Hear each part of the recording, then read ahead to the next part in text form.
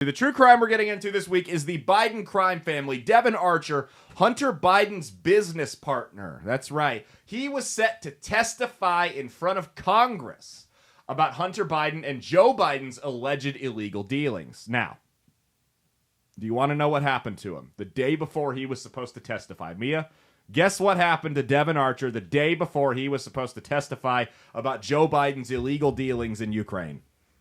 Did he have a mysterious death? He didn't die.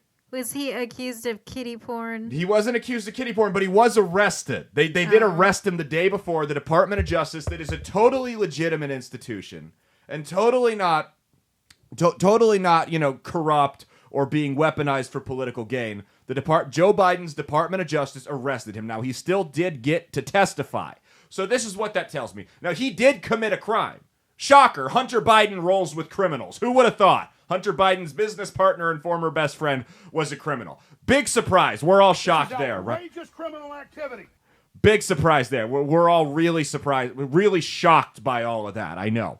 But so he was arrested. He was accused of ripping off a Native American tribe a year and a half ago, which, I mean, how are you? This is what's funny and ironic to me. How is the United States government going to arrest a guy for ripping off a Native American tribe? That's how we got 3/4 of this fucking country. They did that. That's a little hypocritical. Why don't you arrest yourselves first? God. Anyway, so he was arrested being accused of ripping off a Native American tribe. I'm not going to... You can look up the case details for yourself. It's really irrelevant to this show. Here's the thing. They could have arrested him for whatever these other crimes were any other time. The fact they did it, you cannot convince me that they didn't do it the day before he was set to testify against the Biden crime family in Congress as a message. That was a warning. That was a threat. That was a, hey, you need to go, we know you know a lot of stuff, and you're going to have to be upfront about some of it, but you need to go light on what maybe you don't need to tell them. Maybe string it out a little bit, right? Maybe hold back a little bit. You cannot convince me that was anything other than a warning shot. That was the bully flexing its arm. That was the mob boss who you witnessed kill somebody last week, have two guys in suits show up at your house at 3 o'clock in the morning, right? That's what that was. That's nothing more than a thug crime family trying to engage in witness intimidation. That's all it was. That's all the Bidens are, is a crime family. Now, okay, so Devon Archer testified in front of Congress. Now, what he did testify, I'm going to clarify this. He did testify that he never saw Joe Biden in the room with Hunter Biden's business associates, because the accusation that Devon Archer's making, and that a lot of Republicans are making, is that Hunter Biden used Joe Biden's political sway to get deals with foreign nationals, maybe at the expense of some national security information, maybe not, I don't know, and profit off of it. And Biden was taking a cut. That's where the 10% for the big guy email leaks came from, because Biden was taking a cut under the table from the money that Hunter Biden was getting from dealing with countries, specifically Ukraine, and that he was using his father's political connections and power to get those deals. So Devon Archer did testify. He never saw Joe Biden in the room with any of Hunter's business associates. That's a fact. That's what he said. And Democrats have clung to that. That is the only part of that testimony they want to bring up. They want to make it seem like it's some huge victory. And that's what happens every time you get these testimonies. Whether it be Trump with Russiagate, whether it's this, whatever. You get both sides will come out and try to make it seem like it was this triumphant victory. Yes, while it is true, he testified that he never saw Joe Biden in the same room as Hunter Biden's business associates in other countries. They like to leave out how he also testified that Biden spoke with Hunter's business partners over 20 times on the phone. Now, I'm gonna go out of my way and say I've never been on a business call, right? Because this is what they're trying to say. They're trying to say that it was just casual conversation that Joe Biden was having with these business interests in Ukraine and in China and other countries like this. I got to say, I've never been on a business call, and I've been on a few in my day.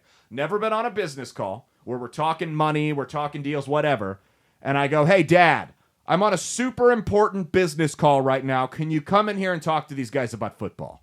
It's never happened. That's never happened.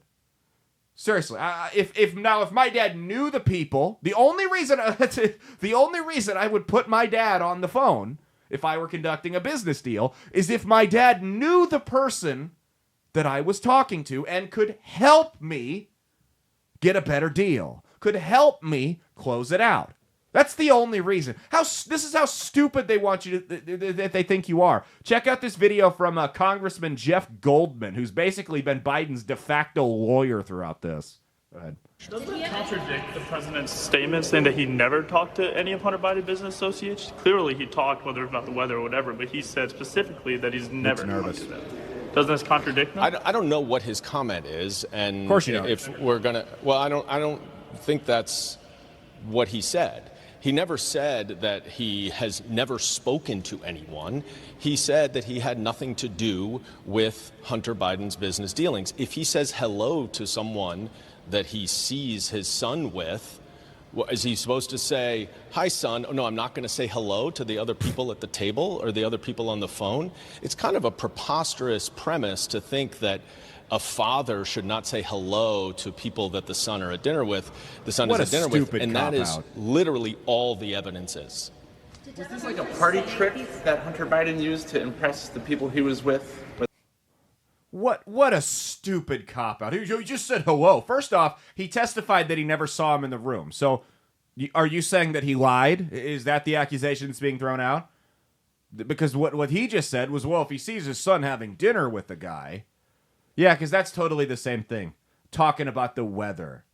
Hey, Dad, I'm on the phone with my Ukrainian and Chinese business partners. We're trying to close a multi-million-dollar deal. Why don't you come in here and get on the phone with them and talk to them about the weather? How much sense does that make? How stupid do they think? Also, was Hunter Biden living with his dad?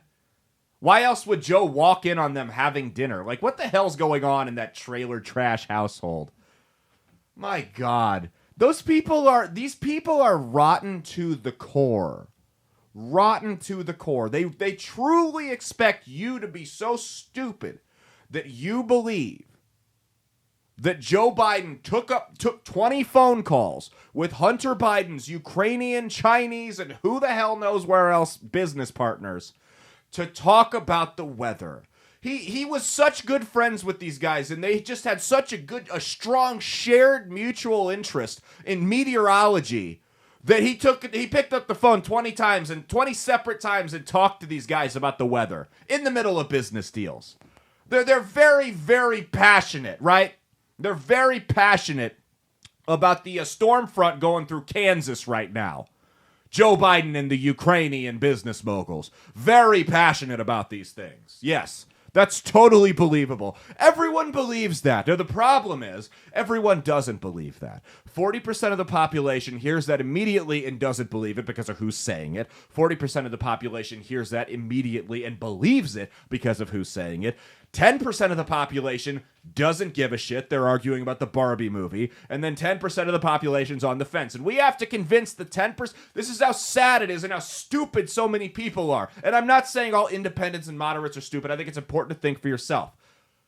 But 10% of the population is truly up for grabs on whether or not they believe Joe Biden took over 20 business calls with Ukrainian business moguls to talk about the weather and sports and their favorite barbecue joints. I mean, how stupid are you?